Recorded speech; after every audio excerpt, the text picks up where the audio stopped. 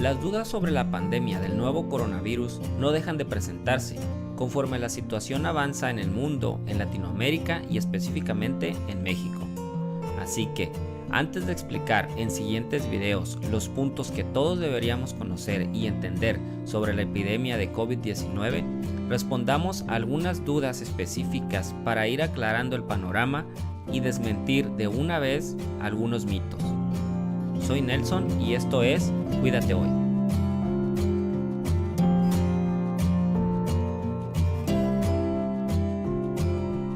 ¿Cuándo se va a acabar esto? Spoiler alert, en México y Latinoamérica apenas está comenzando. Pero antes de que salgas corriendo por papel del baño al Costco, toma en cuenta que conforme se presenta en distintos países, tenemos ya una idea aproximada del tiempo que toma a esta epidemia comenzar, llegar a un pico en la curva de número de casos y comenzar a estabilizarse conforme más personas adquieren el virus, y este se queda sin más gente que contagiar. Esta es la naturaleza de este tipo de epidemias. En China ya está contenida, mas eso no quiere decir que ya haya acabado. Sin embargo, le llevó 3 meses. Y es de esperar que en la mayoría de los países se desarrolle de manera similar, con sus diferencias según circunstancias específicas. Y el tiempo que dure la epidemia y la manera en que se lleve en cada país depende mucho de lo pronunciada o plana de la famosa curva. Y es que, tomando las medidas pertinentes, esto puede durar más tiempo, pero con menos casos críticos, muertes y saturación del sistema de salud, y sin tener que llegar a medidas de mitigación extremas. Así que, si en México comenzó a principios de marzo, esto no se comenzará a estabilizar sino hasta principios de junio, o probablemente finales del verano, a menos que la gente tome conciencia y aprenda a estar alerta, mas no en pánico, y a conocer y seguir las medidas. Y al final, esto no se acabará hasta que las vacunas se apliquen, y la vacuna más próxima no se espera sino hasta mediados del próximo año. Por esto es tan importante seguir las medidas de sana distancia y lavado de manos, no para evitar que la mayoría se contagie, esto se espera que pase de todos modos, sino para que el virus no afecte tanto a la población vulnerable, que presentará síntomas severos y muertes, las personas de la tercera edad y las personas con enfermedades crónicas, y especialmente a las personas de la tercera edad con alguna o varias de estas enfermedades, y lamentablemente en México y en Latinoamérica cada año tenemos más personas con enfermedades crónicas. ¿Cómo afectará la economía? Ya lo está haciendo.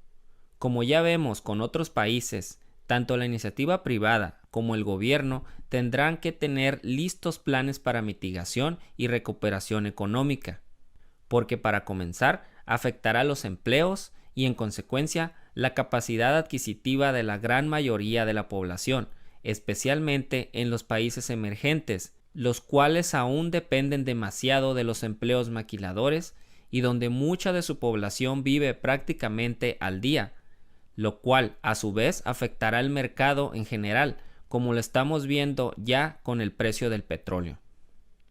Por esto, las empresas primero y luego el gobierno tendrán que poner de su parte para mitigar económicamente el problema por el momento y según las circunstancias a las que se llegue en cada país y en cada etapa del aislamiento. ¿Cómo?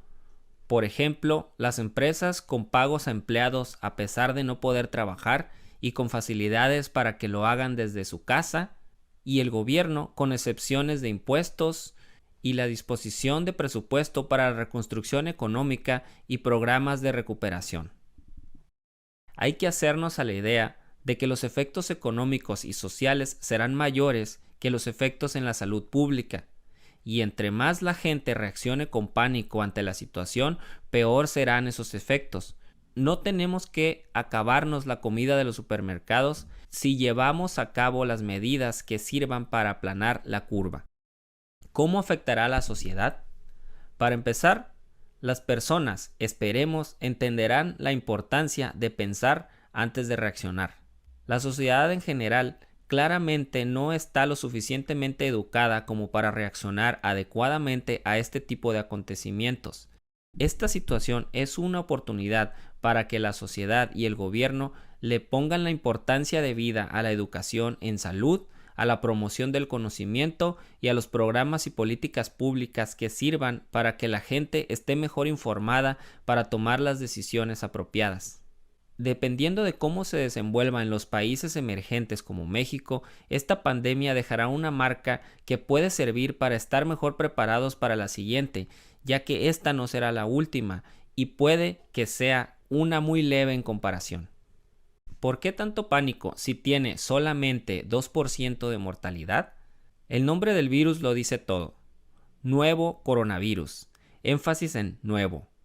El ser humano, por naturaleza, le tiene miedo a lo nuevo, y en este caso con justa razón, porque un completamente nuevo virus es una amenaza para la cual el sistema inmune no está preparado, así que es natural el miedo a un nuevo virus, mientras se sabe qué tan peligroso es en realidad. Sin embargo, en este caso el miedo natural no será el problema, y menos cuando comparamos los números. Que muera solamente entre el 2 y el 4% de los casos confirmados no es causa de alarma si nos ponemos lógicos y racionales. Pero, ¿qué es lo que no hace la gente en general? Pensar lógica y racionalmente. Por naturaleza, el pánico domina por simple instinto de sobrevivencia ante una nueva amenaza. Lamentablemente, el pánico de hoy no es el pánico natural. El pánico de hoy es social y globalizado. La gente no ve un 2% de mortalidad solamente tomando en cuenta los casos confirmados. Esto quiere decir que si tomamos en cuenta todos los casos que no se confirman porque ni siquiera se dan cuenta de que se contagiaron, la tasa de mortalidad general por el SARS-CoV-2 puede ser de mucho menos del 1%. Sin embargo, la gente ve que ese 2% reportado se murió y los números no les importan. Lo que les importa es la muerte. Y ahora que todo el mundo está hiperconectado, al tanto de información que no les afectará en nada en su vida, o lo hará de una manera muy distinta, pues ahí tenemos el resultado.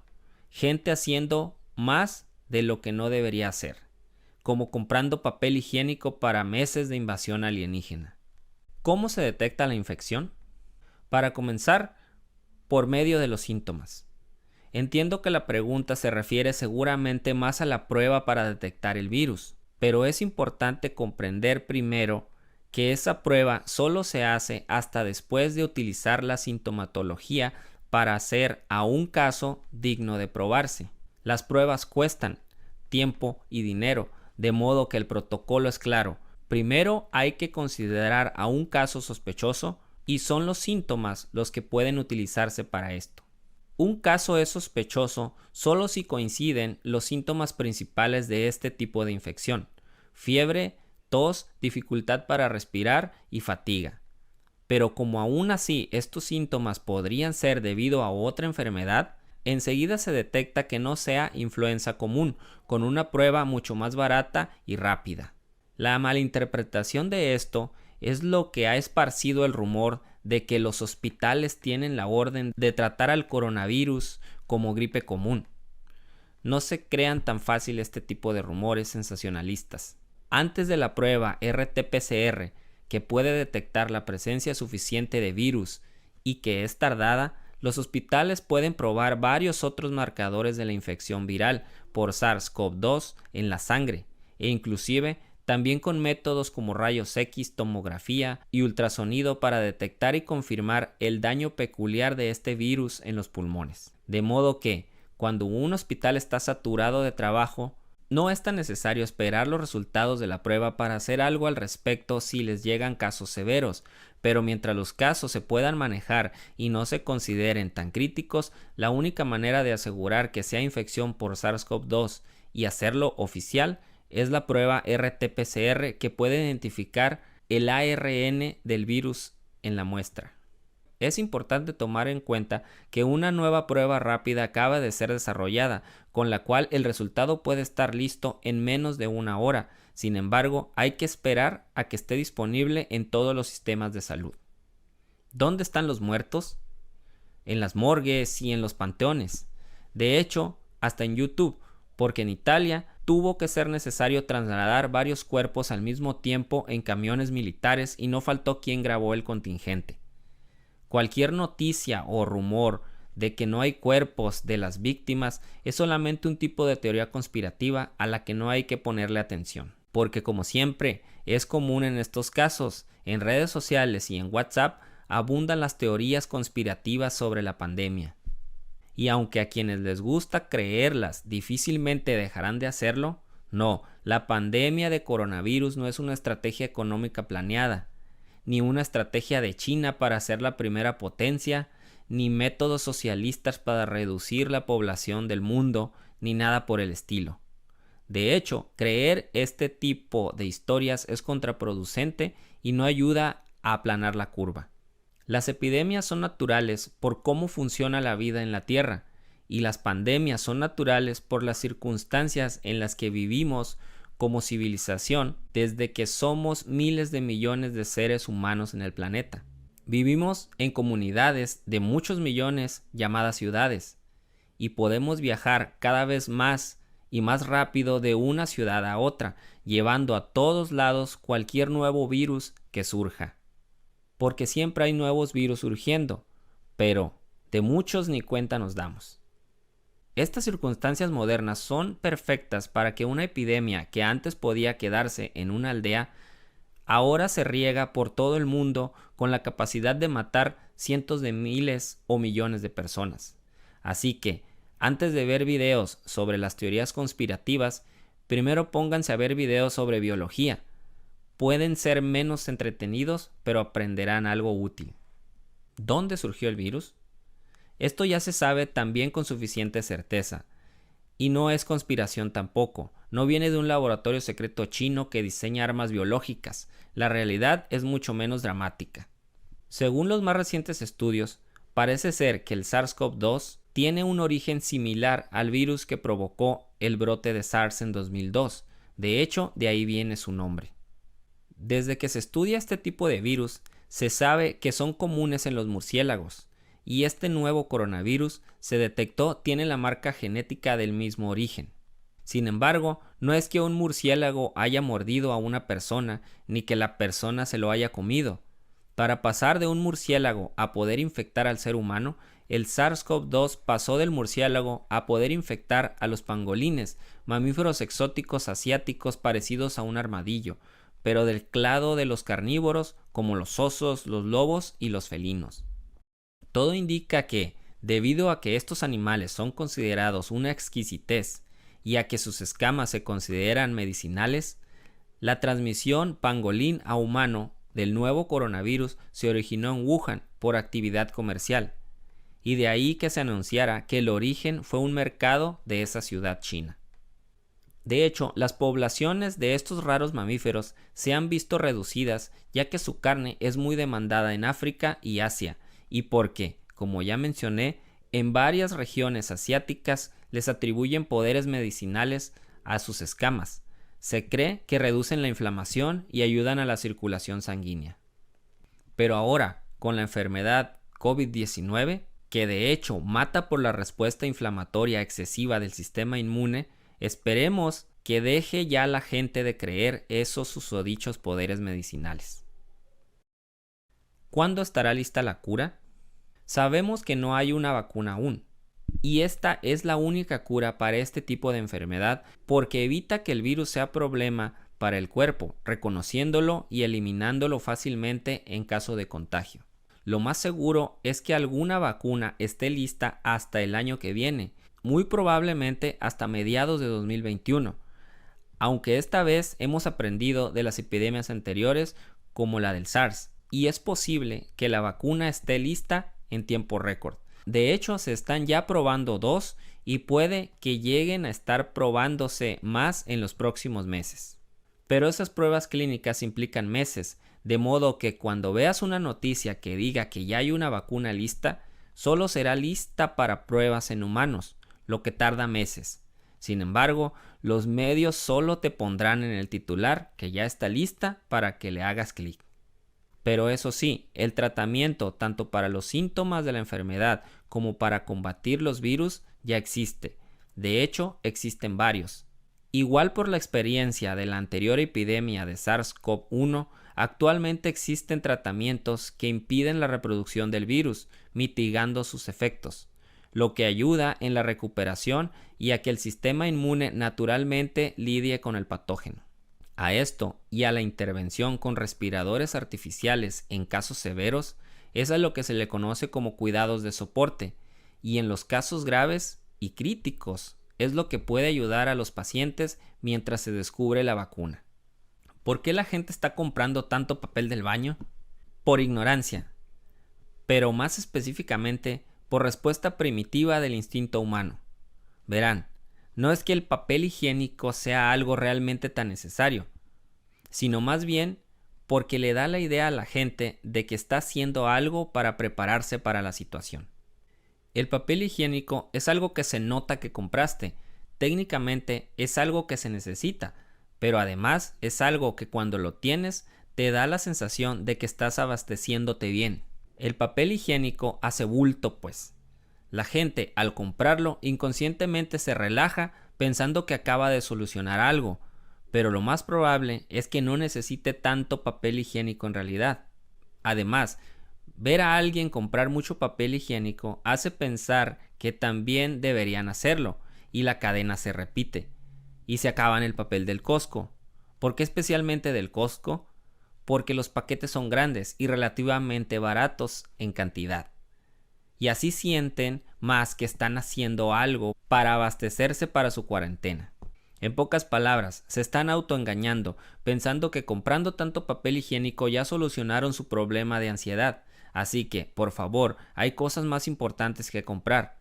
Y hay personas que solo pueden comprar papel higiénico conforme se acaban el paquete anterior, y llevándote todo el papel del anaquel, los dejas a ellos con su necesidad.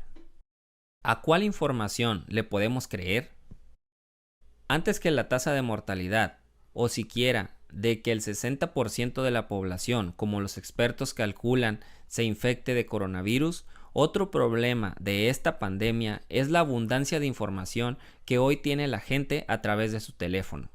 Un teléfono con acceso a las redes sociales en las cuales le ponen atención a la información más llamativa y más dramática.